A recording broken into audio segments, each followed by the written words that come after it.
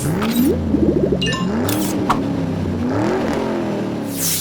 big question is the Lincoln Navigator better than the Cadillac Escalade and its other competitors? Now, we do a lot more than car reviews here. We do first looks and we give you car smarts. Don't forget to subscribe and click that little bell so you don't miss anything. All right, let's get started with the 2022 Lincoln Navigator. Now, this is a black label, so this is going to be the premium luxury with all those services, so you never have to go to the dealer. They'll pick up the vehicle, they'll get all your service included. That's great, but this is also the L. So this is a much larger vehicle than the standard Lincoln Navigator. This vehicle offers nothing but the best. Under the hood is a 3.5-liter V6 engine with 440 horsepower and 510 pound-feet of torque, backed by a 10-speed automatic transmission.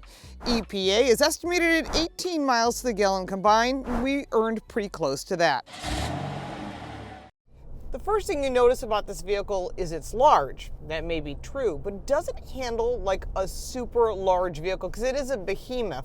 However, even though it's a 3-row, full-size, extended length SUV, the ride is absolutely smooth and really easy to control. And I think that's really important because there's that feeling of this thing's large, it's going to be hard to drive around corners, and that it is not. It's easy to drive on the road, no problems whatsoever.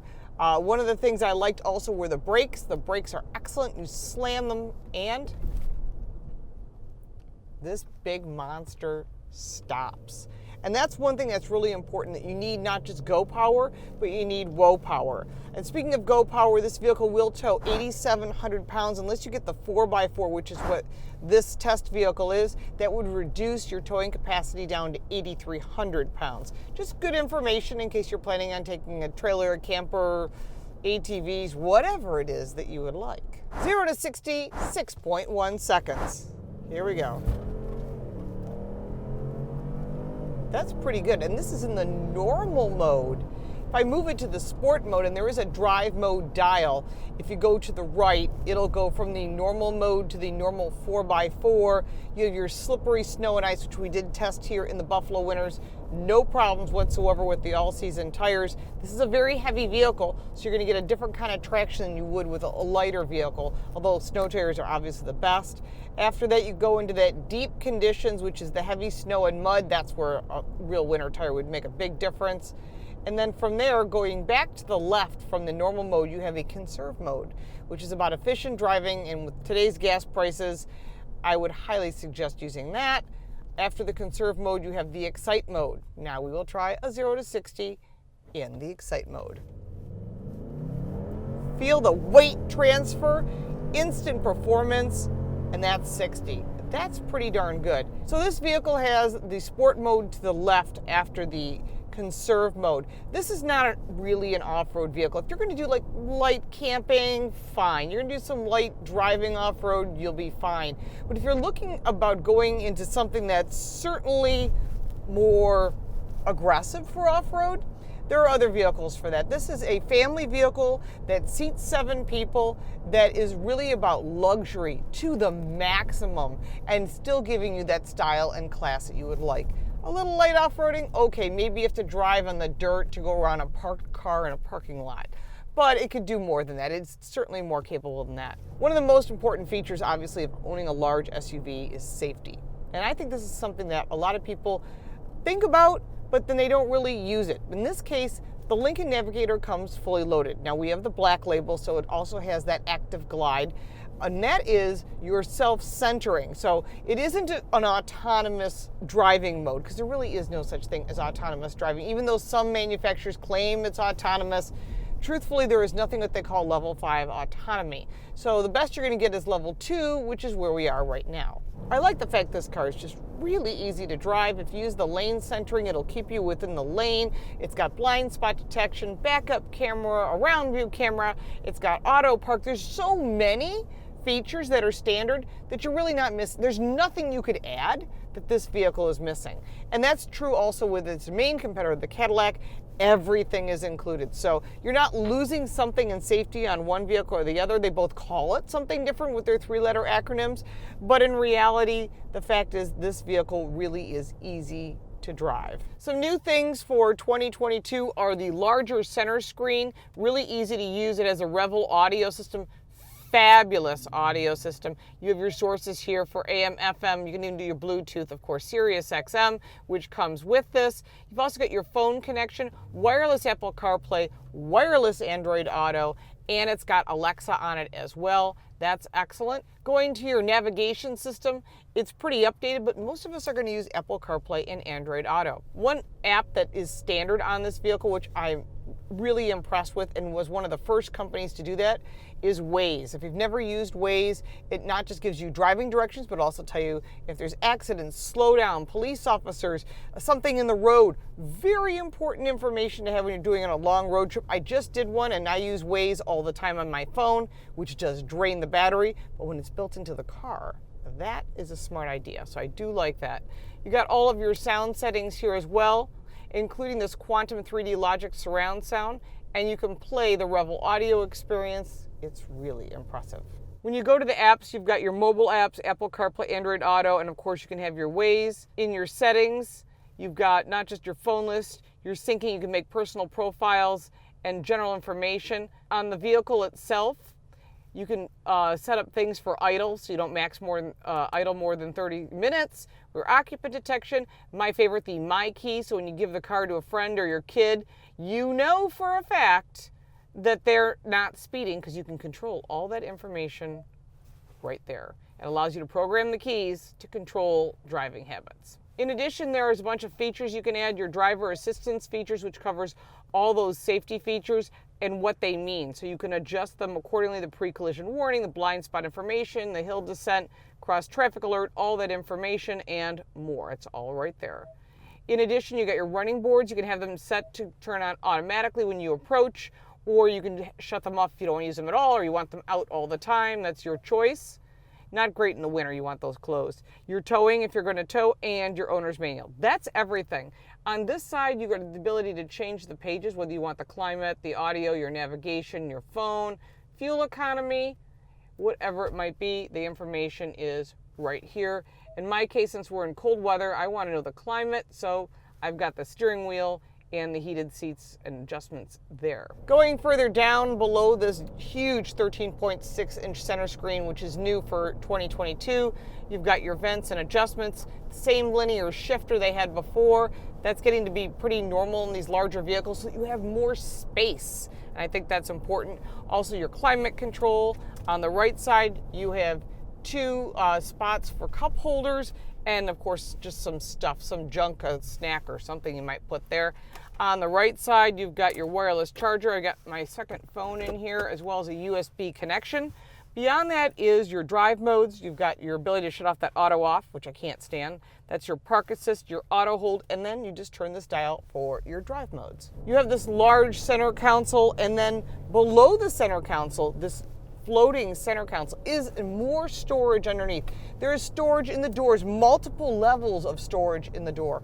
And I have to say, tons of storage, and a huge glove box besides. There's lots of places to put stuff. Everyone has stuff, including an overhead console for your sunglasses, but everyone has things they want to bring with them. They get your hands full. There's plenty of space to put all the things you might want, including takeout food. So they've really thought about who's using it, and that means that this is family oriented, and this has plenty of space for everything.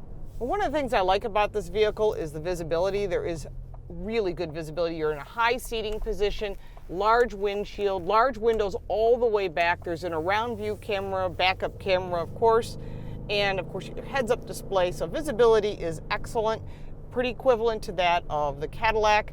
As far as seating, this is the best massaging seats on the market. There's all kinds of settings, really easy to use. The controls for that are on the door. When you do that, you get all of your settings here: circular, relax, recovery, rolling, and pulse. And of course, the intensity of each driver, passenger, and the second row has it. And we'll talk about that in a second when we go to the second row. The second row offers some other technology. You've got center screen information, cup holders, as well as plenty of charging and storage behind the second row. The second row also offers a screen that has your massage seats, your heated and cooled seats, your climate control, your audio system, and additional settings right here directly behind the cup holders, and there is additional storage, huge, deep storage that's back here for your kids or the adults that have toys. Underneath the center console is also a tray for additional things, whether it be lunch or just stuff. Plenty of storage in this vehicle. The sunroof goes back to about the midsection of the second row. In addition to that, you've got this amazing Revel sound that is built-in speakers into the door, and then you've got your bass speakers underneath the door. So you could really make this vehicle rock. Let's take a look at the third row. It's important to note there are 2 latch systems here for child safety seats and 2 on the outboard positions of the third row. The center seat has just a belt, so you will not be able to put a child safety seat here safely.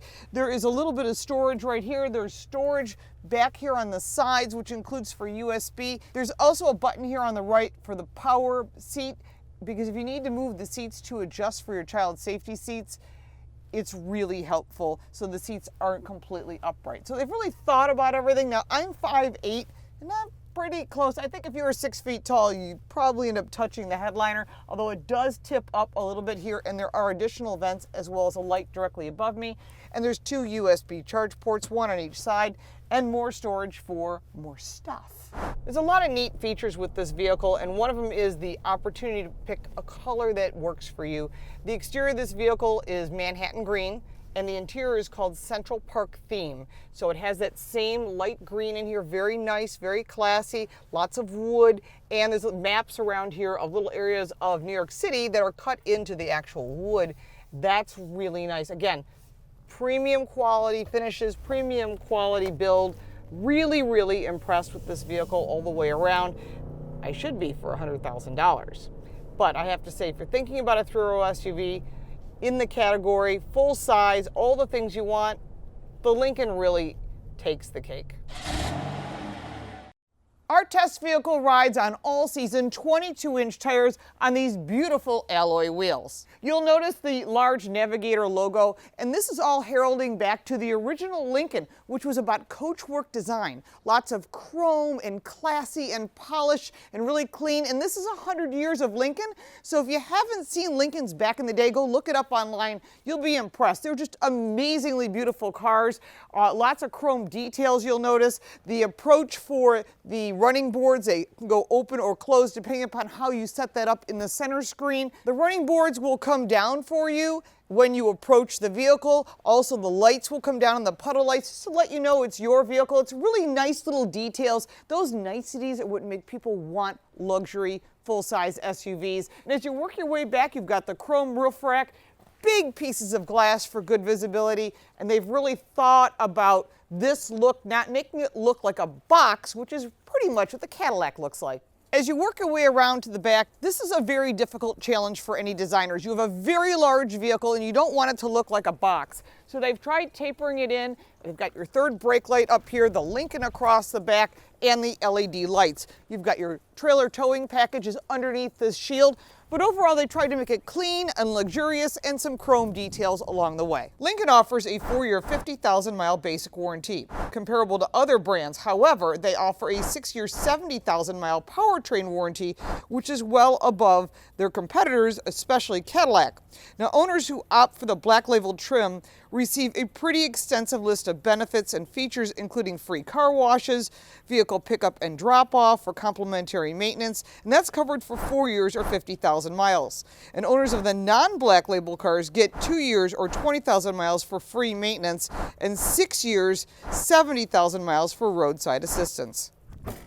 When you have a large vehicle like this, it is about storage. With the third row up, you're at 19.3 cubic feet of storage.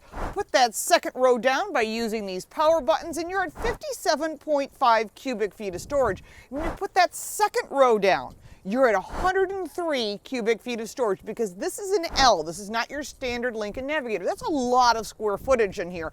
So you could put pretty much anything in. You could probably move your kids in and out of your dorm rooms, maybe even a small apartment. But the fact is you can put a ton of gear in here and a lot of people as well. This vehicle has 3 people in the third row, 2 in the second with the captain's chair, and of course 2 in the front. So when you're hauling 7 people and you're going on a road trip, you may actually need that cargo carrier on top, but there is plenty of storage back here unlike the regular non-L, this is certainly something to consider if you've got a lot of people and a lot of gear. With all the rows folded, that's 103.3 cubic feet of storage. Do note that that center console does not allow for flat storage, and there's no way to remove it. So it's something to keep in mind. If you have to move something extremely large, it'll be on top of the center console. The Lincoln Navigator offers a lot. Now, it does start at $78,000. If you get the extended length, the L, and you add the Black Label, you're at $102,000, and our test car came in at $109,000 because it's fully loaded. So that's something to keep in mind. That's a lot of money, I get it, but if you're looking for a luxury vehicle and you're comparing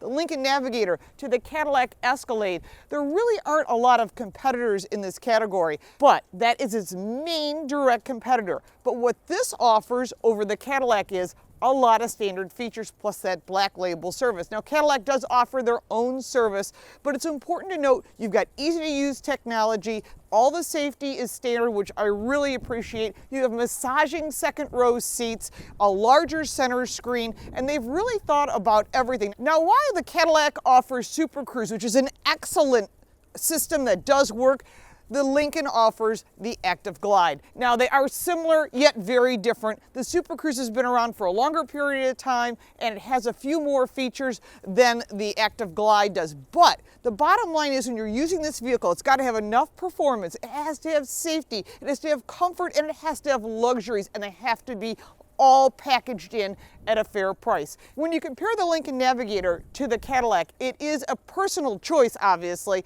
but in addition to that, you have to check your insurance. They might be very comparable. These vehicles are very comparable in many different ways. First off, you have to find out if they're available because of the chip shortage and the other shortages that are happening in our industry. But if you can find one that fits your needs and the price is right, certainly take the Lincoln Navigator for a drive.